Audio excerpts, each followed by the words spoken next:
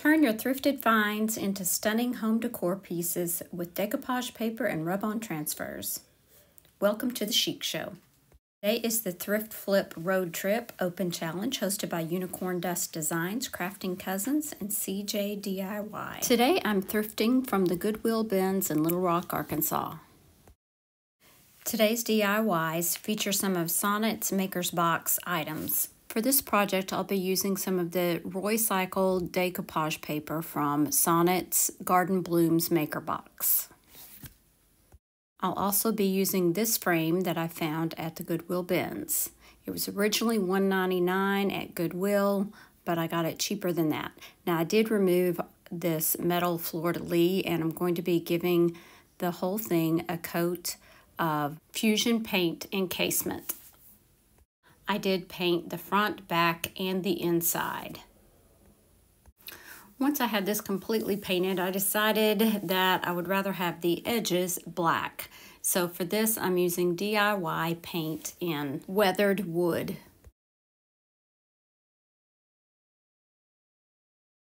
For the decoupage paper, I am going to be using Mod Podge.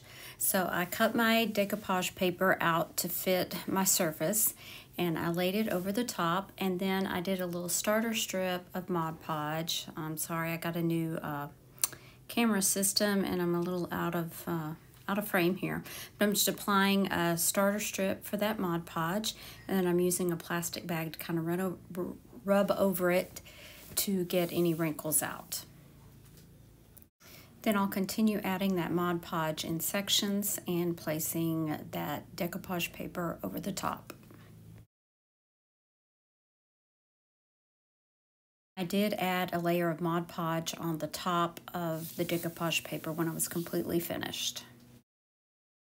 Once the decoupage paper is completely dry, I go back with my little finger sander and I sand off the excess in the middle of the frame and the edge of the frame.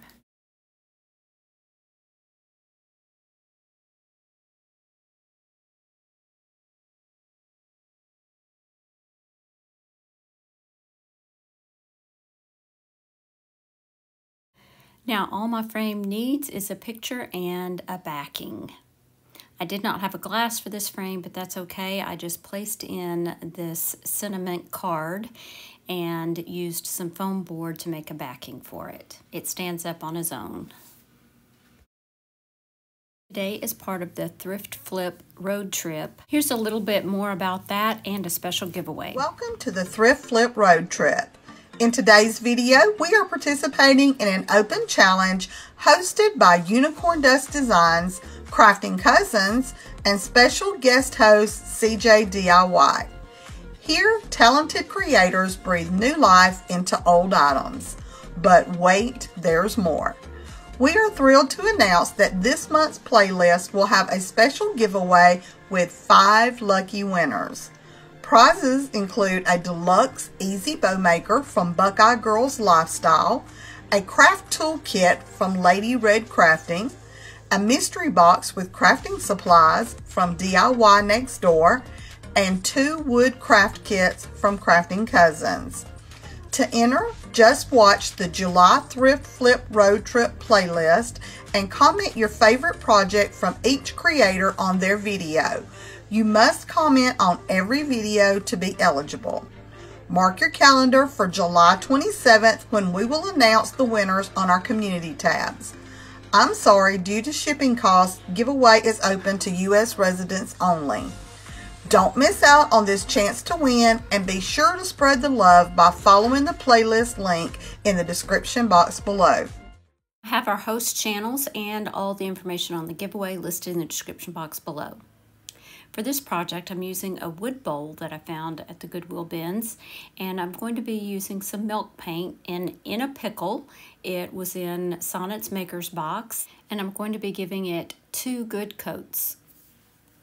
After the second coat, I do use my heat gun to help dry the paint because that helps you get some crackles and chipping.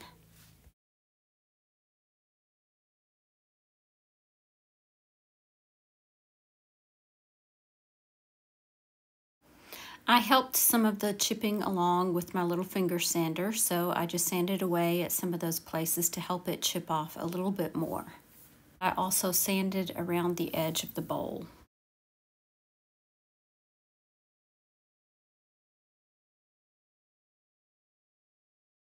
I'm going to be using a scrap piece from our Iron Orchid Designs Floral Anthology Rub-On Transfer book.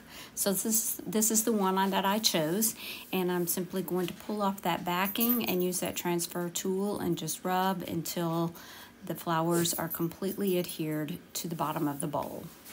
Now, I should have sanded this bowl before I did this because it had some kind of a wax on it that made it very difficult for the transfer to adhere. So I quit and I added some Big Top by DIY, and I wiped that back and let that dry, and then I went ahead with that transfer and it worked fine. I then went back with that Big Top by DIY paint, and I applied that to the top of the transfer to seal it, and also on the entire bowl to seal the milk paint.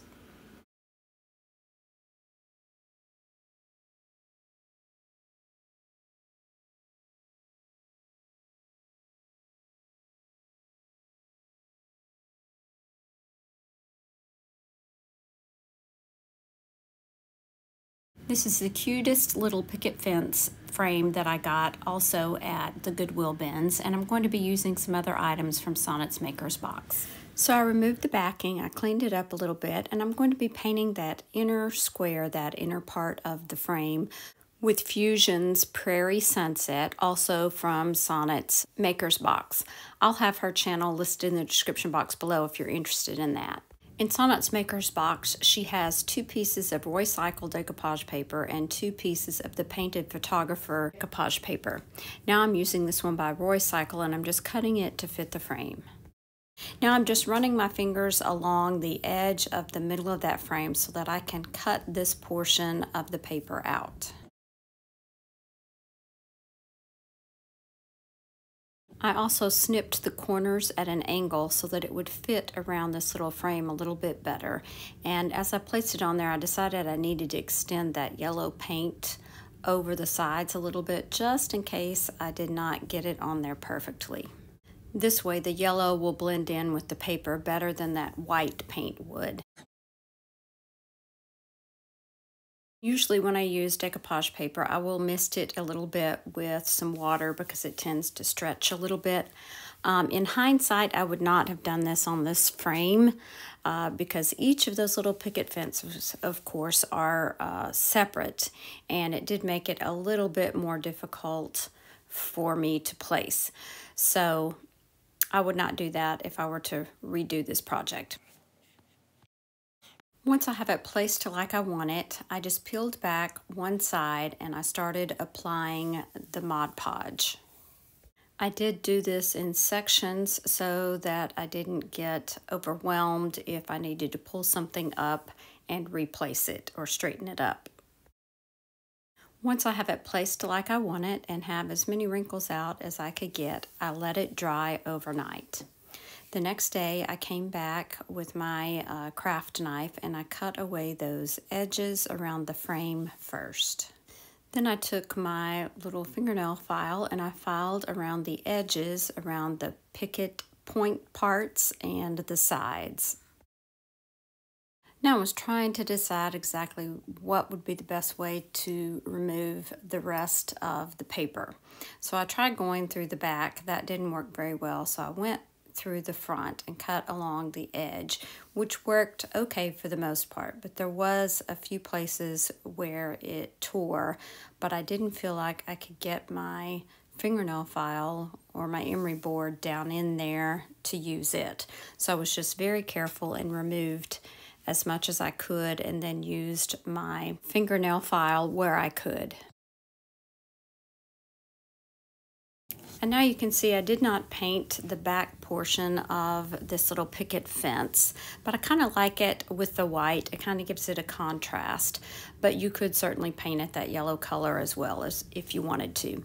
Now I'm going to go over the decoupage paper with more Mod Podge just to seal it in. And just to finish this little piece off, I used part of the Painted Photographer's decoupage paper that was in the maker's box, and I put that in the frame.